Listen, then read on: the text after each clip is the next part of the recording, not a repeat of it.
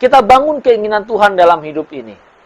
Jangan hanya puas menjadi orang beragama Kristen, tetapi kita harus menjadi orang Kristen. Ingat, orang beragama Kristen belum tentu hidupnya seperti Yesus.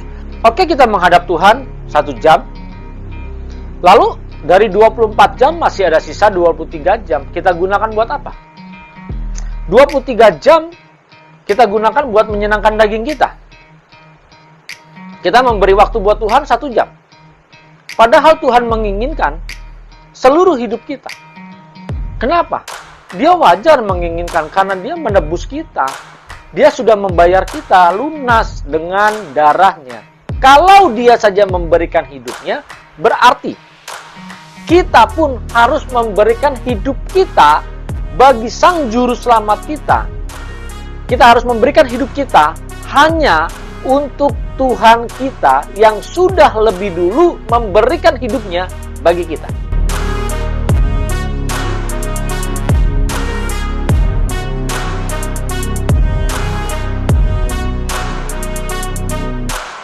Sadarilah apa yang kita perbuat saat ini, apa yang kita lakukan saat ini.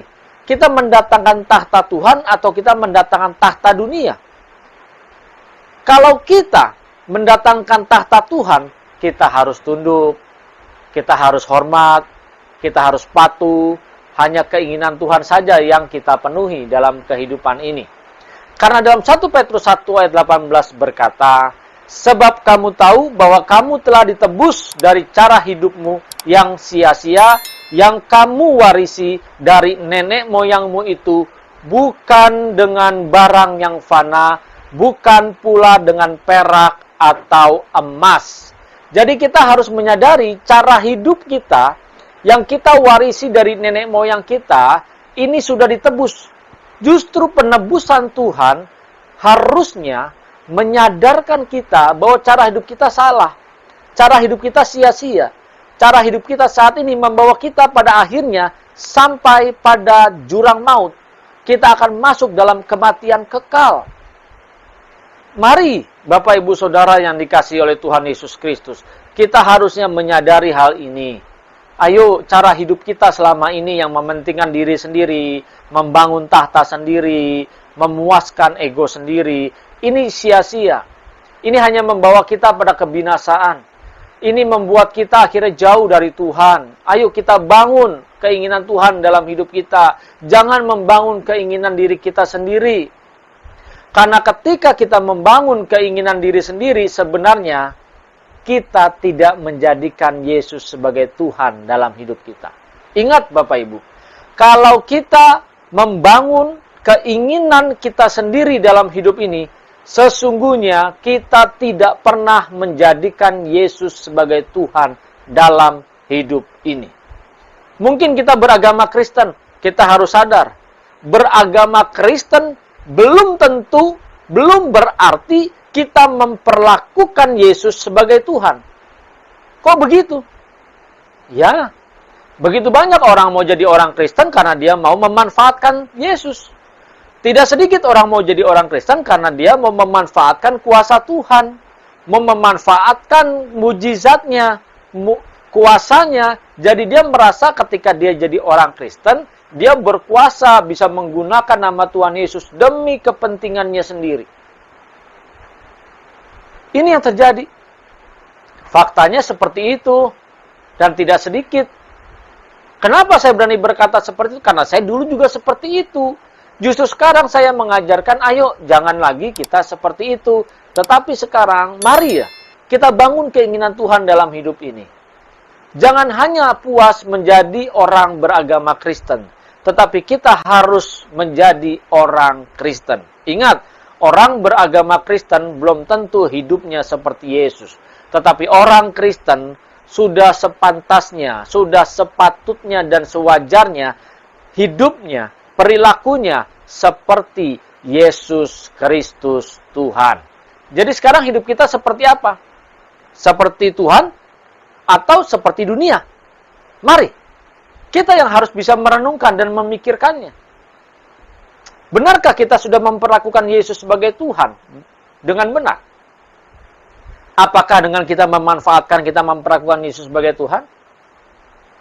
Apakah karena kita datang ke gereja beribadah, setiap hari kita berdoa pagi-pagi, terus mau tidur kita berdoa, Tuhan tolong jagai aku, supaya aku besok pagi bisa bangun dengan tubuh yang sehat, supaya besok pagi aku bisa menikmati udara yang baik.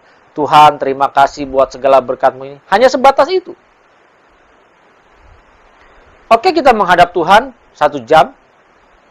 Lalu, dari 24 jam masih ada sisa 23 jam. Kita gunakan buat apa? 23 jam kita gunakan buat menyenangkan daging kita. Kita memberi waktu buat Tuhan 1 jam. Padahal Tuhan menginginkan seluruh hidup kita. Kenapa? Dia wajar menginginkan karena dia menebus kita. Dia sudah membayar kita lunas dengan darahnya. Berbicara lunas dengan darahnya, dia bayar, dia korbankan di kayu salib. Dia memberi hidupnya supaya kita semua diselamatkan. Supaya kita semua dapat dikembalikan ke rancangan semula. Kalau dia saja memberikan hidupnya, berarti kita pun harus memberikan hidup kita bagi Sang Juru Selamat kita. Kita harus memberikan hidup dia, kita harus memberikan hidup kita hanya untuk Tuhan kita yang sudah lebih dulu memberikan hidupnya bagi kita. Berarti kita tidak punya hak. Berarti kita tidak boleh sembarangan menggunakan hidup kita.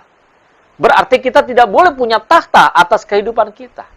Berarti kita tidak boleh semena-mena, semaunya sendiri menggunakan pikiran kita, menggunakan mata kita, menggunakan mulut kita, menggunakan telinga kita, hanya untuk memuaskan daging kita.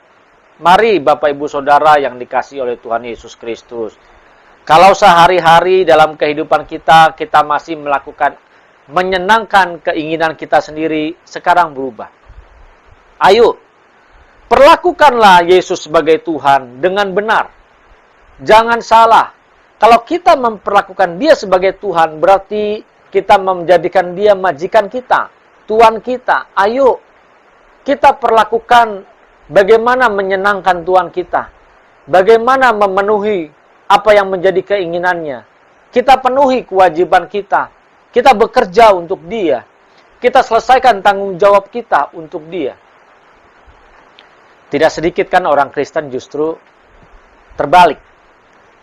Dia mau jadi orang Kristen, mau percaya Yesus sebagai Tuhan, tetapi dengan syarat Tuhan memenuhi, Tuhan mencukupkan apa yang menjadi kebutuhannya. Ini kita harus menyadari sekarang. Ayo, selama ini hidup kita sudahkah memperlakukan Yesus secara pantas dalam hidup ini? Atau kita memanfaatkan Yesus di dalam hidup kita? Kok begitu sih Pak bicaranya? Loh, tidak sedikit kok kita mengamati begitu banyak orang memanfaatkan Yesus di dalam hidup kita supaya hidup kita menyenangkan. Supaya apa yang menjadi keinginan kita dipenuhi. Supaya kita bisa bertahta, berkuasa. Tidak sedikit, aku kan anak Allah, aku kan berkuasa. Tuhan Yesus sudah beri kuasa. Kuasa di surga dan di bumi ada dalam tanganku. Jadi apa yang aku minta, aku berdoa dalam nama Tuhan Yesus biar Tuhan penuhi. Ini fakta, Bapak Ibu Saudara yang dikasihi oleh Tuhan Yesus Kristus. Jadi ayo saya mengajak kita sadar. Mari kita merenungkan cara hidup kita. Jangan sampai cara hidup kita hanya mementingkan kepentingan kita sendiri.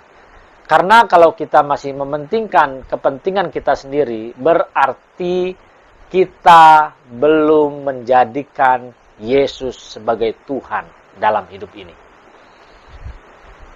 Walaupun kita sudah beragama Kristen, walaupun kita sudah dibaptis, walaupun kita sudah melayani, menjadi aktivis gereja, menjadi majelis gereja, menjadi worship leader, pemusik, singer, bahkan pengkhotbah sekalipun.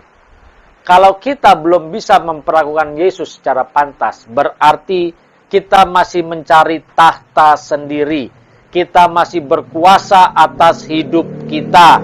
Kita masih mau dibenarkan sendiri. Kita tidak mau tunduk dan taat kepada perintahnya. Mari Bapak Ibu Saudara yang dikasihi Tuhan Yesus Kristus, sekaranglah kesempatannya. Koreksi.